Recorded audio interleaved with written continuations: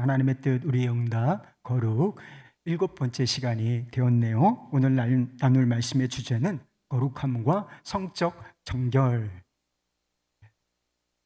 주제입니다. 거룩함은 관념이 아니라 대단히 구체적인 거예요. 그리고 우리의 삶 속에 나타나야 하는 열매인 것입니다. 거룩함이라는 것이 어느 부분에서 나타나야 하는 것인가, 총체적으로 나타나야 하는 것, 우리의 삶 구석구석에 거룩함이라는 열매가 주님의 성품을 닮은 그런 모습이 나타나야 하는데, 크게 보면 우리의 언어에서 거룩함이라는 열매가 나타날 필요가 있습니다. 그리고 다른 사람들과 관계를 맺는 방식에 성화가 필요해요. 거룩함이라는 열매가 나타나야 하는 것입니다. 그래서 더러운 말을 버리라고 했어요. 더러운 말이 무슨 말인지 여러분 아시죠? 내가 말을 하는데 내 말이 더러워, 시궁창 같아. 요즘에 아이들 보면 욕이 빠지면 말을 못해요. 무슨 새끼부터 하여튼 온갖 욕설을 다 해. 그래서 욕설로 시작해서 욕설로 끝나요. 우리가 어른이기 때문에 이런 식으로 우리가 언어 생활을 하면 사회에서도 아주 급이 낮은 사람으로 취급을 받아요. 그 정도는 아니지만 우리의 언어 생활 한번 돌아보십시오. 더러운 말들, 하나님의 뜻에 합당치 않은 말들, 비방하는 말들, 여러 가지 말들이 있지요. 이런 것이 주고지고 덕을 세우는 말을 해야 한다는 것입니다. 사랑에 속한 말, 다른 사람들이 보기에 선하게 여겨지는 그런 말들로 관계를 세우고 공동체를 세워야 한다라고 하는 것입니다.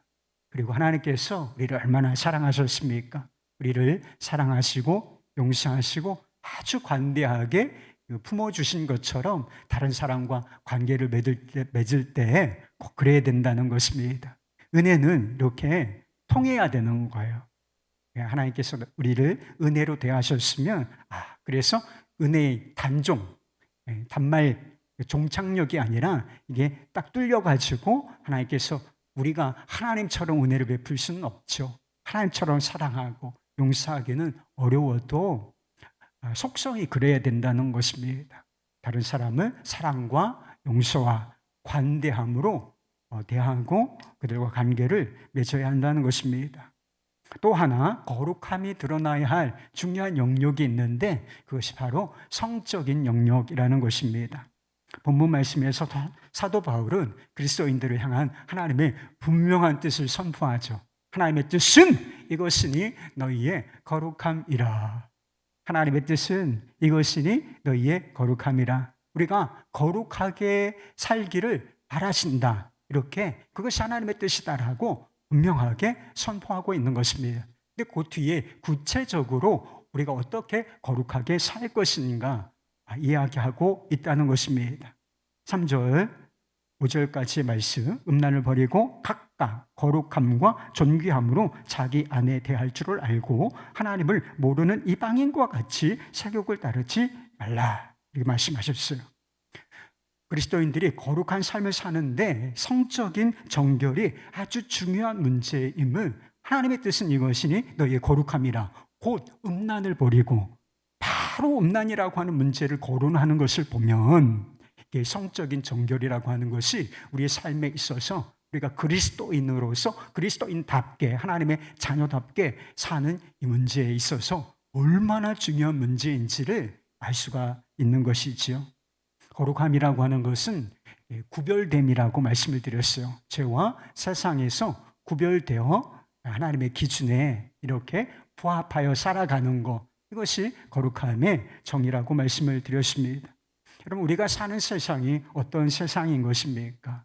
그렇게 표현이 되었잖아요. 이방인과 같이 세욕을 따르지 말고, 하나님을 알지 못하는 세상의 특징을 이렇게 이야기하고 있는 것입니다. 세욕을 따른다, 음란한 성적 욕망을 따라서 살아가고 있다. 이것이 세상이라는 것입니다.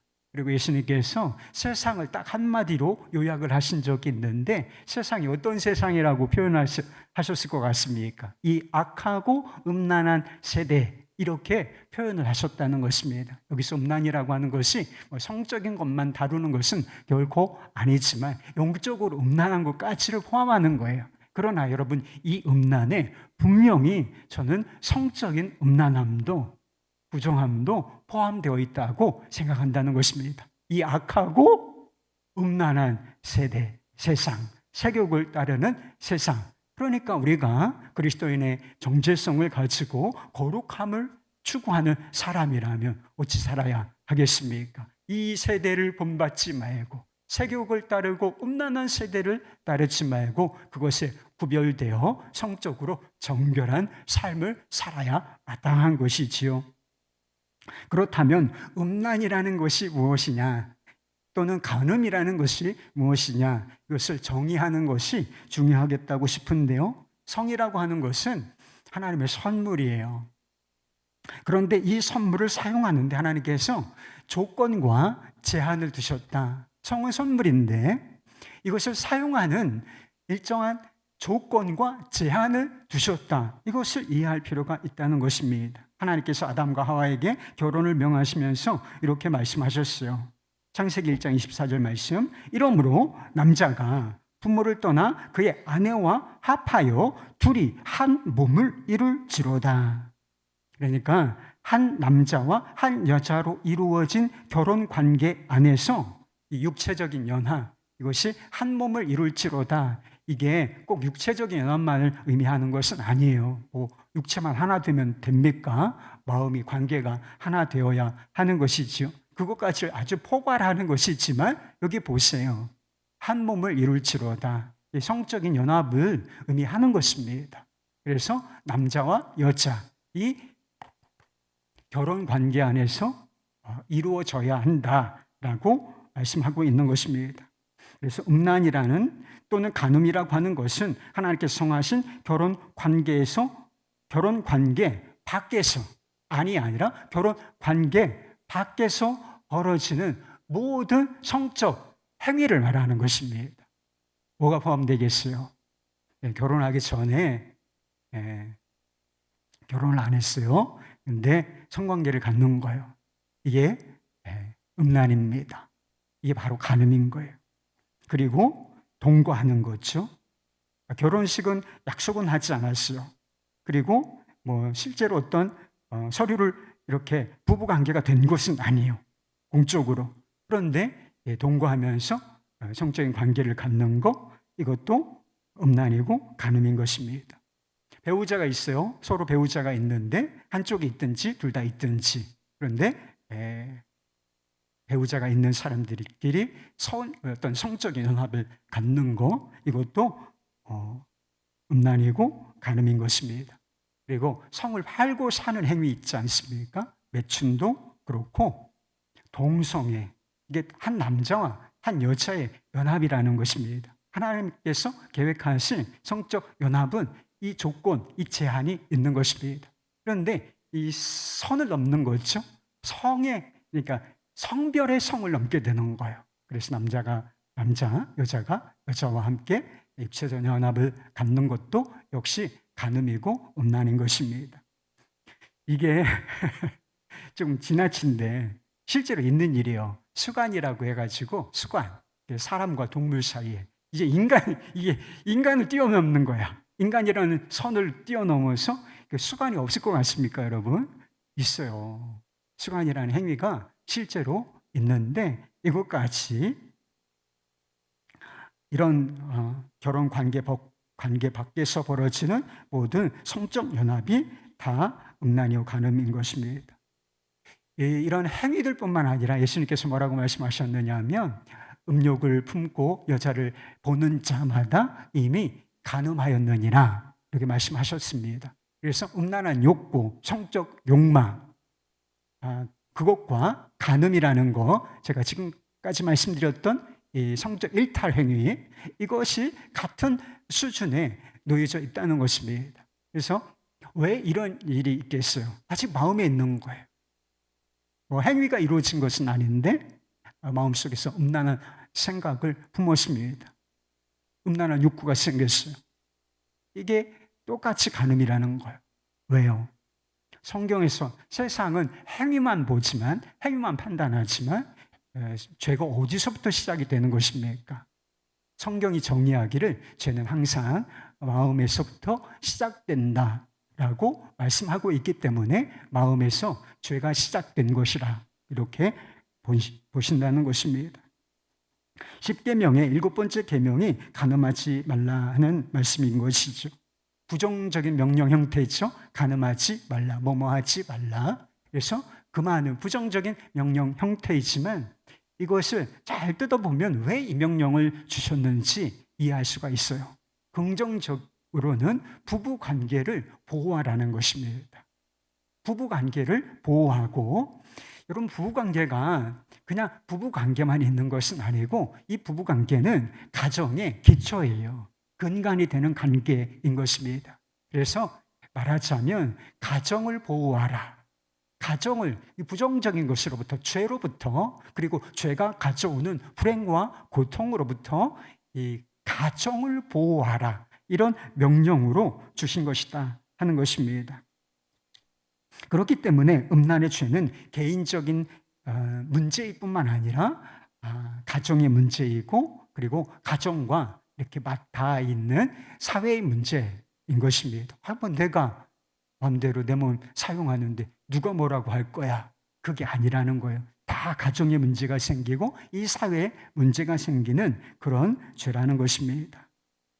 하나님께서 한 몸이라고 부르신 부부관계가 왜 깨지겠습니까? 성격 차이 때문에요? 성격 차이 없는 사람이 누가 있겠어요? 성격 차이가 없는 사람이 누가 있어요? 솔직히 말해서.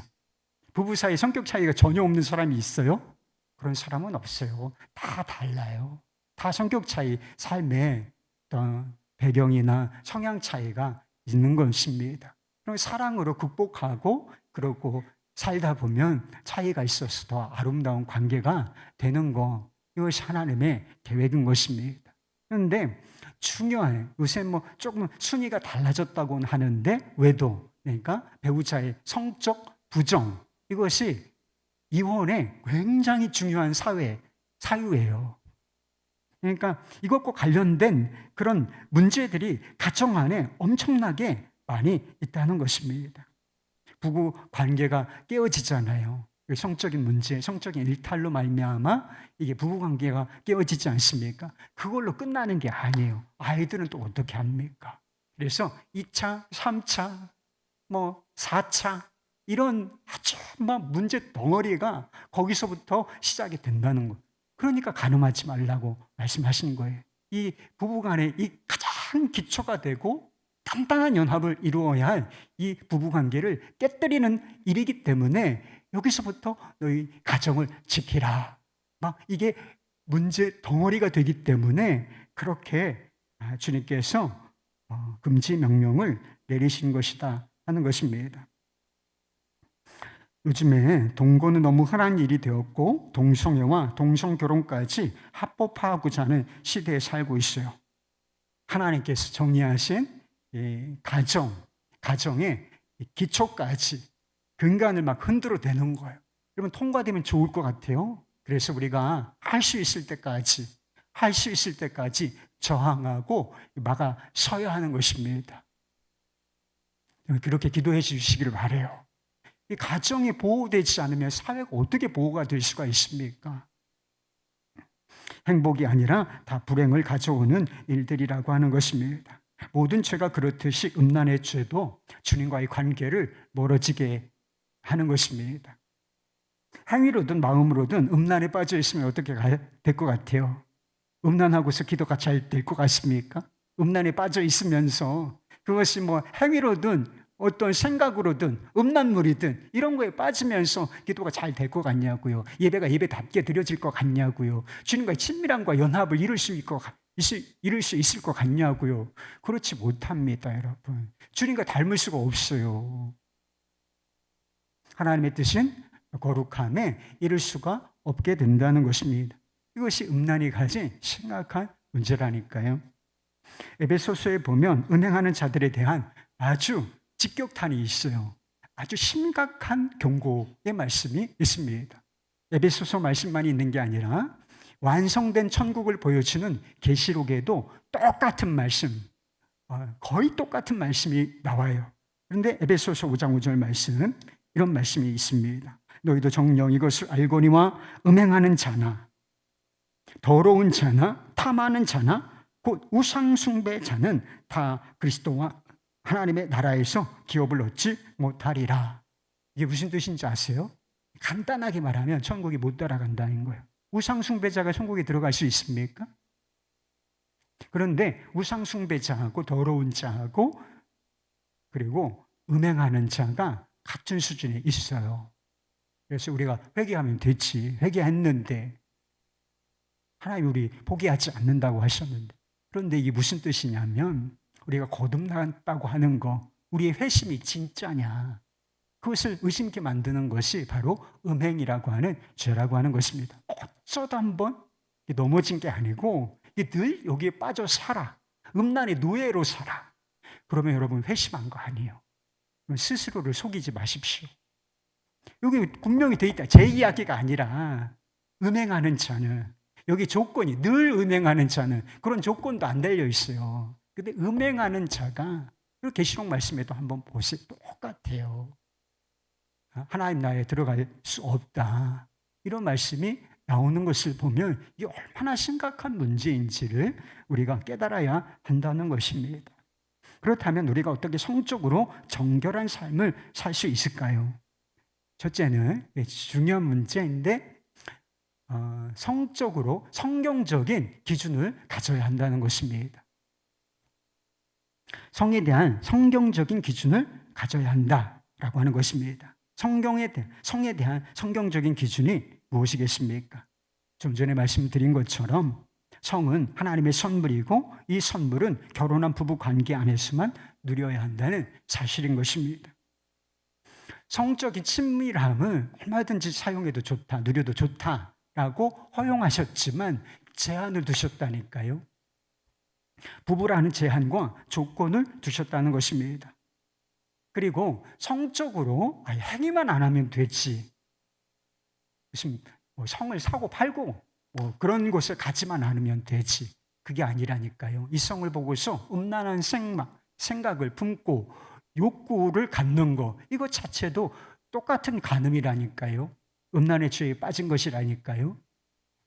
그래서 이게 기준이란 말이에요. 부부관계를 벗어난 모든 행동. 그런데 행동뿐만 아니라 이성을 바라보면서 품는 모든 성적인 욕망, 음란한 생각, 이것까지가 음란이라 하는 것입니다. 아담과 하와가 하나님께서 금하신 열매를 먹고서 죄를 짓게 됩니다. 이게 왜 죄가 생겼느냐? 여러 가지 이유가 있어요. 그런데 그들의 생각 속에 틈이 생겼기, 하나의 틈이 생겼기 때문이라는 것입니다. 이 틈이 어떤 틈인가? 하나님께서 그 나무의 열매를 먹으면 반드시 죽을 것이다. 옛날엔 정령, 요새는 반드시라고 번역했어요. 반드시 죽는다. 이 열매 먹잖아. 그러면 넌 죽어. 반드시 죽는다. 이렇게 어미 명령을 하셨는데 이제 사탄이 뱀이 유혹을 하죠. 하와에게. 그래서 뭐라고 말씀하시더냐? 하나님께서 이것을 먹으면 죽을까 하노라 하셨다. 비슷하죠? 죽을까 하노라 하셨다. 반드시 죽는다 하고 죽을까 하노라 하셨다. 벌써 레벨 차이가 확 나잖아요. 반드시 죽는가. 하나님께서 반드시 죽는다고 말씀하셨는데 하와, 인간은 그것을 자기 수준으로, 가능성 수준으로 끌어내렸다는 것입니다. 그래서 이 수준이, 이 문턱이 낮아진 거예요. 성적인 연합에 대한, 정결에 대한 기준이 낮아져 버리니까 이 낮은 틈을 타고 들어와서 이게 음란의 죄를, 하나님께서 금하신 열매를 먹는 죄가 된 것입니다. 지금 세상은 하나님께서 정하신 제한과 조건을 자유라는 이름으로 다 폐해버리고 있어요.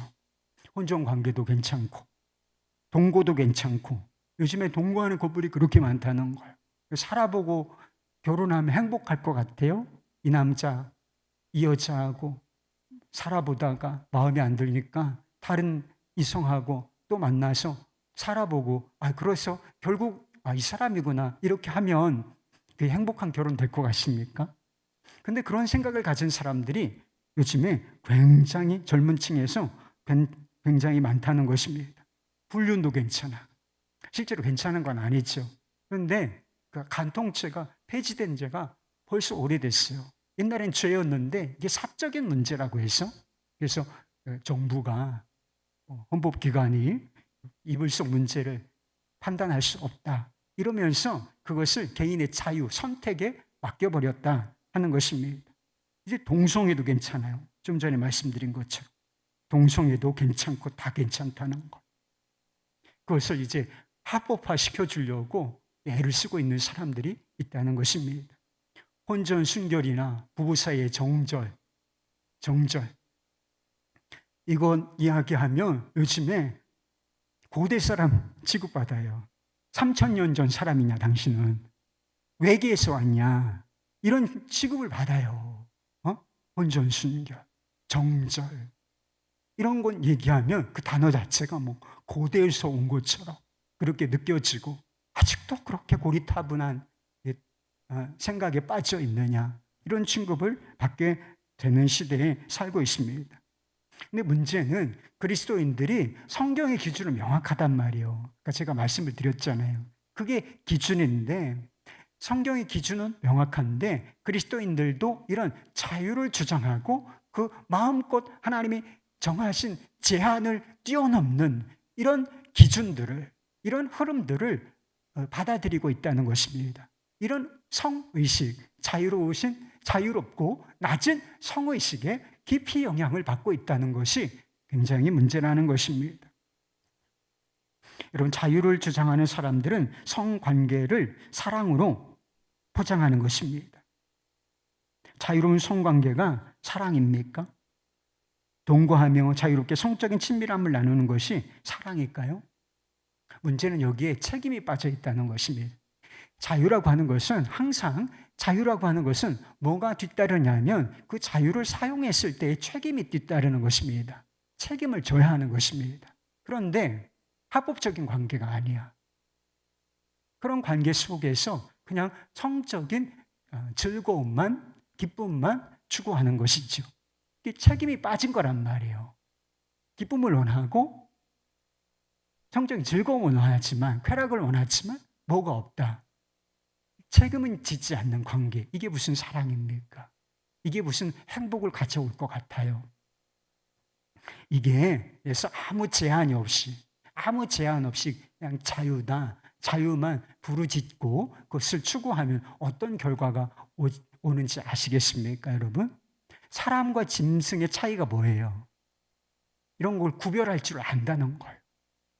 구별하여 유익이 되는 것을 선택할 줄 아는 사람이라는 것인데, 이게 인간인데 이 제한이 철폐되고 자유만 남으면 짐승과 다를 것이 없는 상태가 되는 것입니다. 로마가 복음화된 배경에는 그리스도인들의 높은 성의식이 있었어요. 로마는 성적으로 타락한 사회였습니다.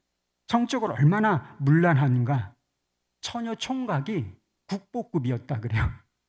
지금도 비슷한 현상이 있어요. 처녀 총각이 국보급이다. 아주 희귀한 그런 상황에 이를 정도로 이 로마 시대가 성적으로 되게 타락한 사회였다는 것입니다.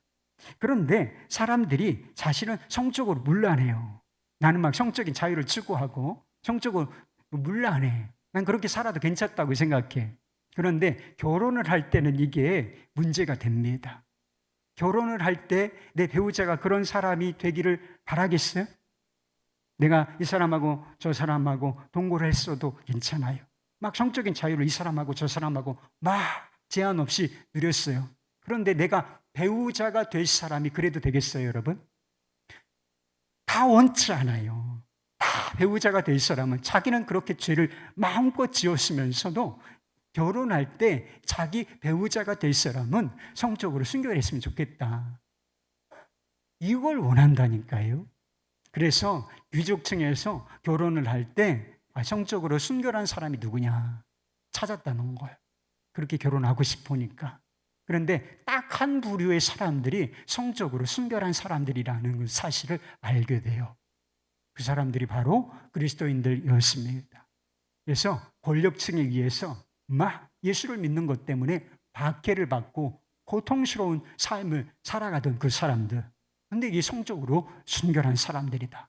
이 사실이 드러나서 그들과 결혼하고 또 결혼하고 하다 보니까 나중에는 로마 황제의 어머니가 크리스찬이었어요.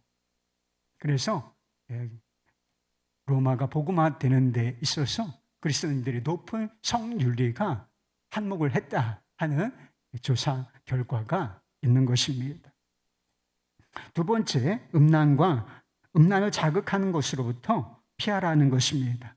성적으로 거룩한 삶을 살기 위해서 그리고 음란을 자극하는 것으로부터 피하라.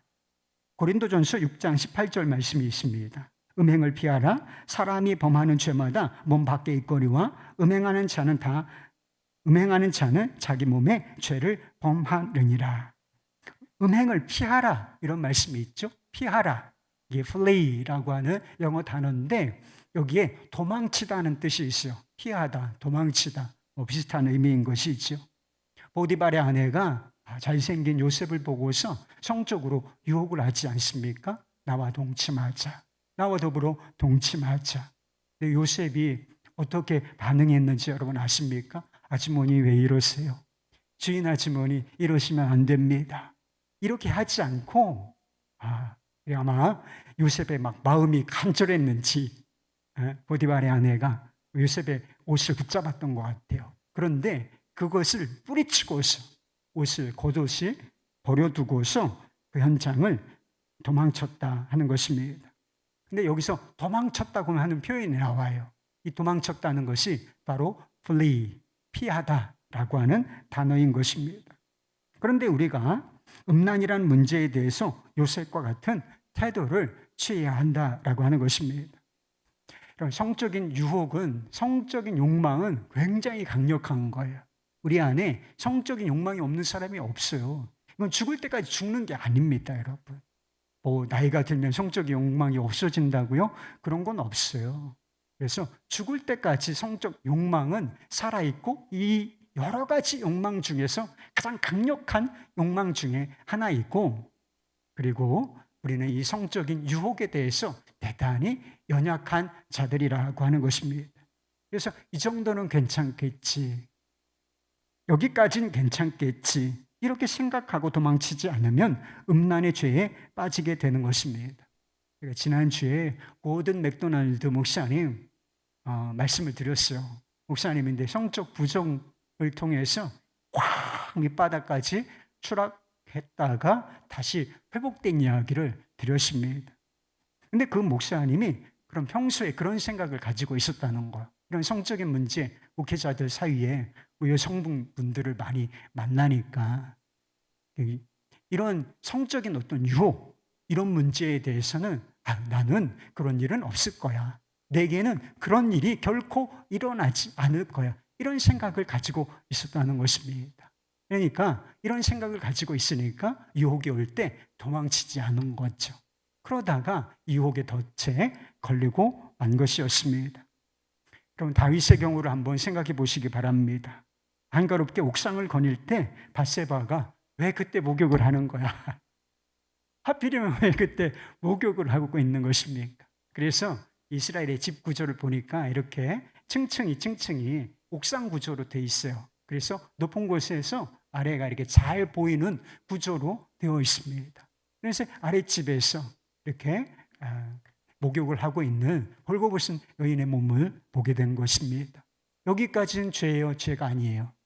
여기까지는 우연이지 죄가 아닌 것입니다. 그런데 다윗이 이 현장에서 도망치지를 않는다는 거예요. 계속 서성거리고 벗은 몸을 계속하여 주목해서 바라봤다는 얘기는 없지만 그랬던 것입니다. 그러니까 음란한 욕망이 올라오게 된 것이 있지요. 여기서부터는 죄예요. 음욕을 품게 된 시점부터 죄가 되었던 것입니다.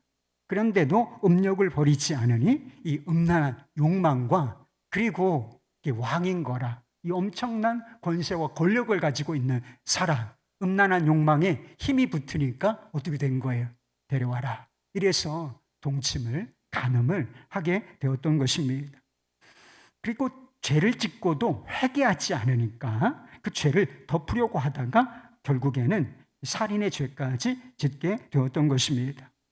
물론 시편 51편에 기록된 것처럼 통렬하게 막 마음을 찢고 가슴을 찢는 통렬한 회개를 한 이후에 하나님께 용서를 받게 돼요. 회복을 하게 되어서 우리 앞에 경건한 사람으로 소개가 되고 있는 것입니다. 그런데요, 죄의 흔적은 아주 오래 갑니다. 그래서 이 죄의 문제가 이 가정, 부부 관계를 이게 흔들리게 되면 가정 전체가 문제가 된다고 말씀을 드렸잖아요. 이 다윗의 가정에 이런 일이 일어나요. 그래서 끊임없이 막 적대, 음란한 문제들, 그리고 가족끼리, 형제끼리 형제를 죽이는 이런 살인의 죄가 끊이지를 않는다는 거예요. 근데 그 결과라고 주님께서 말씀을 하셨어요. 얼마나 무섭습니까, 여러분? 여러분도 성적인 유혹이 올 때가 있으시죠? 제가 여러분의 마음속에 들어간 것은 아니지만 유혹의 현장이 있으실 거예요. 그게 저는 언제 마음이 이상하고 그리고 이성이 막 들어와 음란한 것들이 막 이렇게 마음에 써나지 않는 그 현장에서 도망쳐야 돼요, 여러분. 그런 상황을 아예 만들지를 말아야 됩니다. 여러분, 이성과 단둘이 붙어서 근무하는 환경 바꿔달라 그래야 돼요. 뭐 자신할 수가 없다. 괜찮을 거야. 뭐가 괜찮아요? 다윗도 넘어졌는데. 안 괜찮습니다. 저는 그래서 저 혼자 우리 여성 교우들을 못 믿어서가 아니라 저를 못 믿어가지고 따로 만나지를 않아요. 저 아내하고 꼭 같이 만나고 불가피한 상황이면 이렇게 공개적인 자리, 여럿이 있는 자리에 내려와서 만납니다. 그렇게 하셔요. 도망치는 거예요, 이게. 저 나름대로 도망치는 방법을 이렇게 강구해 놓은 거예요. 그래서 여러분, 이런 성적인 유혹이 오는, 감이 오잖아요. 그러면 내버려 두지 말고, 유혹이 올 때 내버려 두지 말고 현장에서 도망쳐야 한다는 것입니다. 음란의 유혹이 올 때 도망쳐야 하지만 음란을 자극하는 것으로부터 역시 도망쳐야 하는 것입니다. 여러분, 우리 안에는 정욕, 안목의 정욕이라는 것이 있어요. 뭐가 있다? 안목의 정욕이라고 하는 것이 있습니다. 우리 안에 죄된 것을 갈망하는 욕망, 보고자 하는 욕망이 있다는 것입니다. 이런 욕망을 가진 사람들이 음란을 자극하는 그런 것들을 접하면 어떻게 되겠습니까? 우리의 의식이, 생각이 음란의 지배를 당하게 되고 결국은 음란의 죄에 빠지게 되는 것입니다. 지금 세상은 음란을 자극하는 것들로 넘쳐나요. 지금 분위기가 되게 어렵네요. 제가 보니까 다 내 얘기라서 그런 거예요? 아니면 다른 사람 얘기라서 그런 거예요? 전 모르겠어요. 자, 제가 어렸을 때는 저기 친구들끼리 돌려보는 빨간 책 같은 게 있었어요. 빨간 책, 음란한 서적이 있죠. 빨간 책, 그런 거 막 돌고 음란한 짓을 많이 했죠, 뭐 친구들끼리. 그런데 요즘에는 그런 정도가 아니라 그냥 컴퓨터나 스마트폰만 열면 그냥 음란물이 홍수처럼 쏟아지는 시대, 무방비에 놓여진 그런 상태에 있다는 것입니다. 어떤 사람은 음란물을 보는 거 별 문제 아니다, 그렇게 생각하는 사람도 있는 것 같습니다. 그래서 뭐 버젓이 음란 동영상 보는 사람들이 있습니까? 아니에요. 굉장히 문제입니다. 음란물을 보게 되면 그것으로 끝나는 것이 아니라 음란한 상상을 하게 되고 음란한 욕구가 생긴단 말이에요. 거기서부터 죄라니까요. 음란물을 보는 거 그냥 죄가 된단 말이에요. 그리고 거기에서 성추행, 성폭력, 매춘, 불륜 같은 죄들이 파생되는 것입니다. 제가 음란물을 보는 것하고 성폭행이나 매춘이나 불륜이나 이것은 거리가 되게 멀어 보이죠. 여기서부터 이건 생각이 있는 것이고, 음란한 생각, 음란물을 보는 것, 그래서 음란한 생각, 욕망을 품는 것과 성추행이나 폭행이나 매춘이나 이건 좀 끔찍한 죄잖아요. 심각하잖아요. 이 거리가 멀죠. 먼 것처럼 생각됩니까? 아니에요. 사실은 거리가 있어요. 있기는. 거리가 없는 것은 아니지만 결국 이 둘은 붙어 있는 거라는 거예요. 이걸 방치하게 되면 이 의식이 우리를 지배한다니까요. 음란의 영이 우리를 지배하게 되고 결국 이렇게 되는 것입니다. 아이들이 폭력 게임에 사로잡히잖아요. 계속 막 죽이고 막 총 쏴대고 막 이런 것에 뇌가 지배를 당하지 않습니까? 실제로 아이들이 폭력을 휘둘러요. 심각한 문제입니다. 그래서 의식이 사로잡힌다는 거 굉장히 어려운 문제라는 것입니다. 오랫동안 대학생 선교회에서 사역하셨던 조십 맥도웰 목사님이 한국에 오신 적이 있는데 한국의 음란 문제를 지적하신 적이 있다는 거예요. 한국의 음란물 문제가 대단히 심각하다. 지금 이 시대에는 믿는 사람들과 믿지 않는 사람들이 똑같이 음란물을 본다는 거예요. 아마 그리스도인들 중에 몇 퍼센트가 음란물을 볼 것 같습니까? 60% 이상이 볼 것이며 10대에서 20대는 아마 10명 중에 9명은 음란물을 볼 것이다 라고 말했습니다.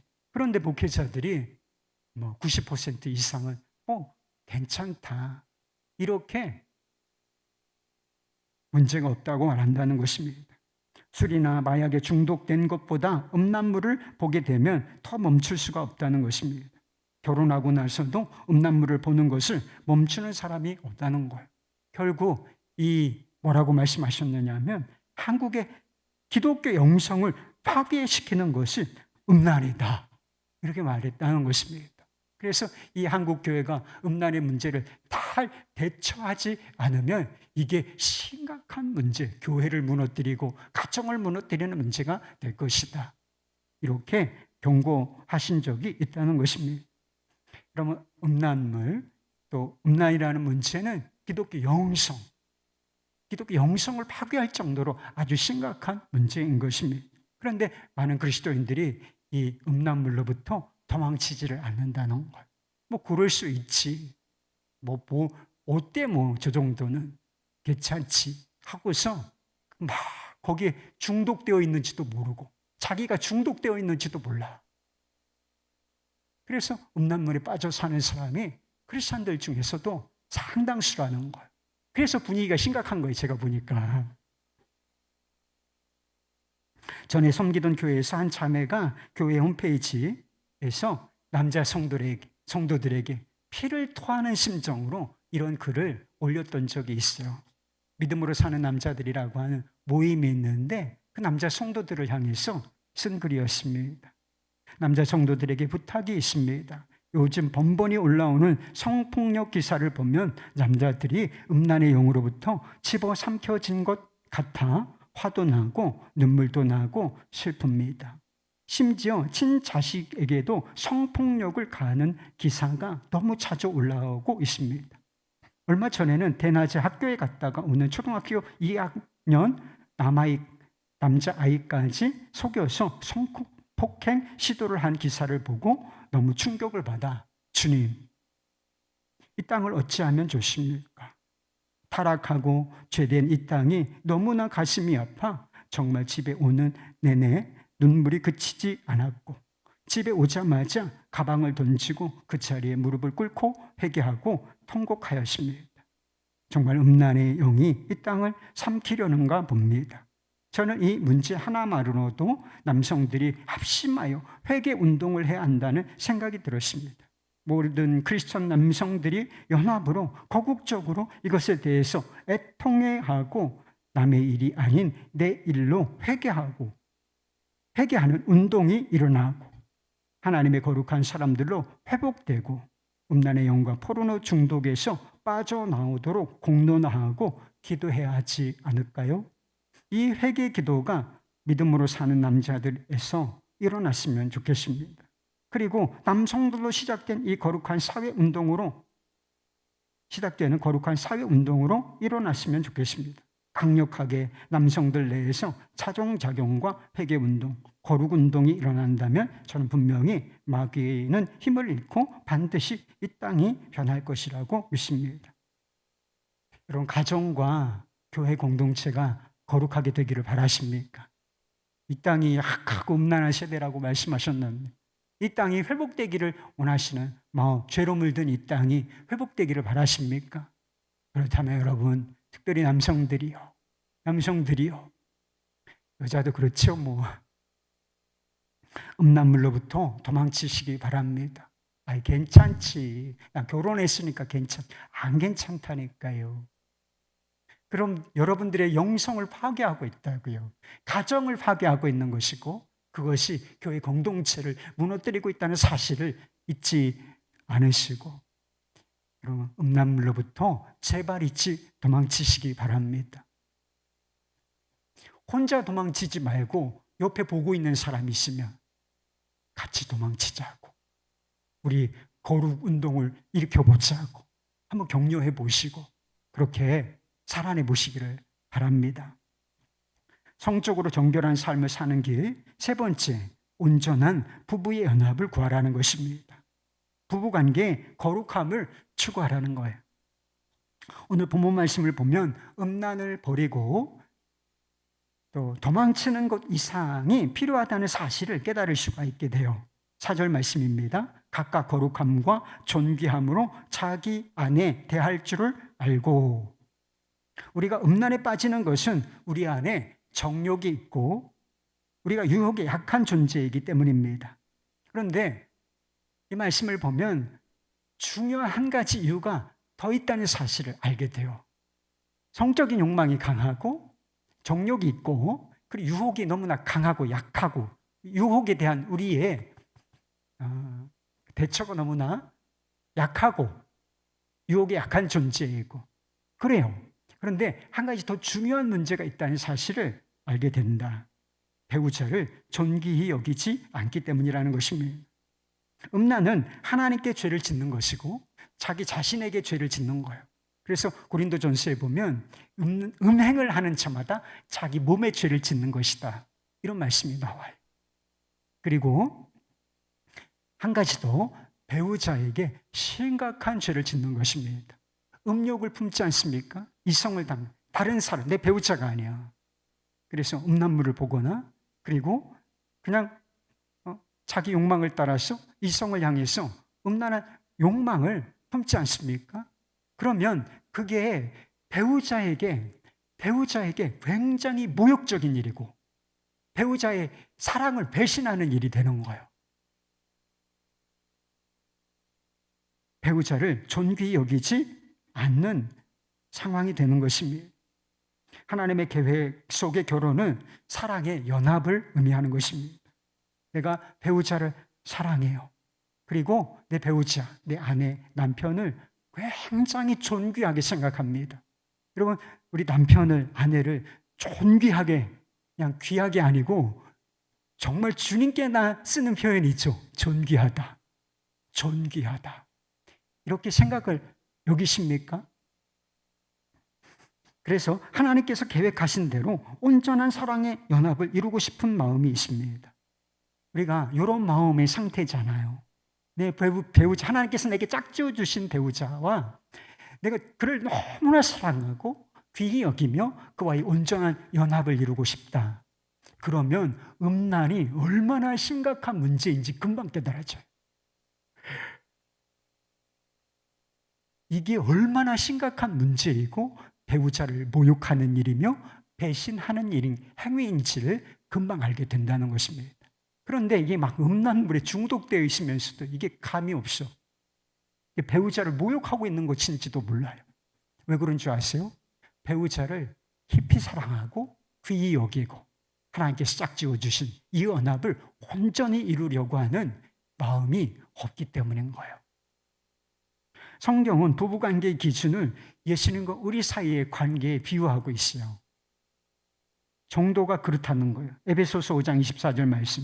남편들아 아내 사랑하기를 그리스도께서 교회를 사랑하시고 그 교회를 위하여 자신을 주심과 같이 하라. 예수님께서 죄인인 우리를 얼마나 사랑하셨습니까? 얼마나 귀히 여기셨나요? 이런 그런 대우 받을 자격이 있어요? 하나님께서 나를 얼마나 사랑하시고 얼마나 귀히 여기시는가, 그것을 보여주는 것이 바로 우리 주님의 십자가예요. 자신의 생명을 내어주시면서 우리를 사랑하시고 우리를 존귀하게 만들어주셨다는 증거인 것입니다.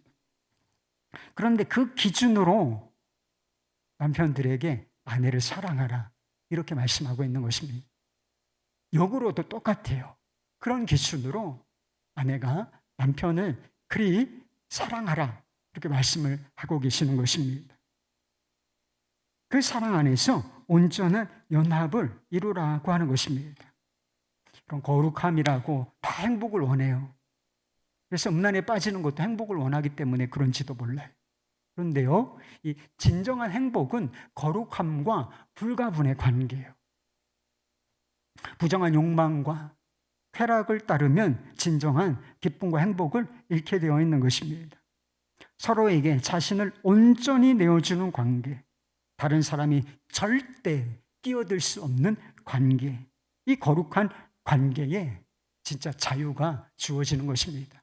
성적 욕망을 따라서 자유분방하게 그러게 성관계를 맺는 게 자유가 아니라 하나님이 주신 관계를 너무 귀하게 여기고 이것을 무슨 일이 있어도 지켜낸다, 이렇게 생각하는 그 믿음 안에서 진정한 자유가 주어지는 것입니다. 그리고 그것이 아름다움이고 그 관계 안에서 행복이 주어지게 되어 있다는 것입니다. 라비 제커라이스의 오직 예수에 보면 콜롬비아 성경대학원의 총장을 지냈던 로버트슨 맥킬킨 박사의 아내 사랑 이야기가 나와요. 그분의 아내 이름이 뮤리엘이었는데 20년 동안 치매, 알츠하이머 병을 앓았다는 것입니다. 그래서 병세가 심해지면서 학교 사역도 다 내려놓고 이제 아내를 돌보는 일에 전념하였다 하는 것입니다. 그분이 쓴 책에서 아내와 있었던 일 하나를 소개했어요. 제가 언제 한번 소개해드렸던 이야기이기도 한데요. 한 번은 애틀란타에서 비행기가 연착되어 서너 시간을 기다려야 했다. 이제 행겨운 시간이 시작된다. 몇 분마다 아내는 똑같은 질문을 던지고 나는 똑같은 대답을 할 것이다. 아내는 우리가 여기서 무엇을 하고 있는 것인지 그리고 언제 집으로 가게 될지 물을 것이다. 나는 몇 번이고 같은 대답을 해야 한다. 그리고 몇 분마다 터미널 복도를 열심히 빠른 걸음으로 다닐 것이다. 왜냐하면 아내를 잃어버리지 않기 위해서다. 아내는 빠른 걸음으로 걷기 때문이다. 그녀를 따라가려면 거의 뛰다시피 해야 한다. 한 매력적인 여성이 우리 건너편에 앉아 컴퓨터로 열심히 작업을 하고 있었다. 아내와 한바탕 터널 복도를 걷고 왔는데 그녀가 컴퓨터에서 눈도 떼지 않은 채 무슨 말을 했다. 나에게 무슨 말을 한 것 같지만 알아들을 수가 없었다. 우리가 계속 움직였던 것 때문에 항의를 하는 것인지 모르겠다는 생각이 들어서 사과하려고 물었다. 무슨 말씀이신가요? 그러자 그녀가 말했다. 그저 혼잣말을 했어요. 저렇게 나를 사랑해 줄 남자를 만날 수 있을까라고. 이 로버트슨 맥킬킨 박사는 이런 말로서 그 자신의 책을 마무리 지었다는 것입니다. 아내는 자신의 고요한 세계에서 참 만족스럽고 사랑스러운 사람이다. 그래서 나는 종종 이렇게 기도한다. 주님, 그녀를 조금 더 제 곁에 머물게 해주시면 안 될까요? 예수님께서 그를 부르신다면 나는 그녀의 고요하고 아름다운 자취를 얼마나 그리워하게 될까? 물론 내 마음이 어려워질 때도 있지만 자주는 아니다. 그건 말이 안 된다. 게다가 나는 그녀를 돌보는 것을 좋아한다. 그녀는 나의 소중한 사람이다. 아내를 향한 사랑이 고백된 그런 글인 것이 있지요. 사랑하는 여러분, 배우자를 존귀하게 여기고 그냥 어떻게 여기라고요? 존귀하게 여기고 사랑하시기를 바랍니다. 아유, 내 배우자가 그러면 나도 그렇지. 아유, 그 사람 일은 그 사람 일이고, 여러분에게 하시는 말씀이에요. 배우자를 존귀하게 여기고 사랑하시기를 바라요. 그리고 부부관계의 온전한 연합, 이미 하나인데 온전한 연합을 추구하시기를 바랍니다. 그 누구도 그 무엇도 우리 사이에 끼어들 수 없고 이 연합을 깰 수는 없다. 그렇게 결정하고 그 방식으로 그 삶의 길을 걸으시기를 바랍니다. 그리고 그 삶의 여정에 하나님께서 이미 시온에 대로를 열어놓으셨는데 그게 바로 행복의 길인 것입니다.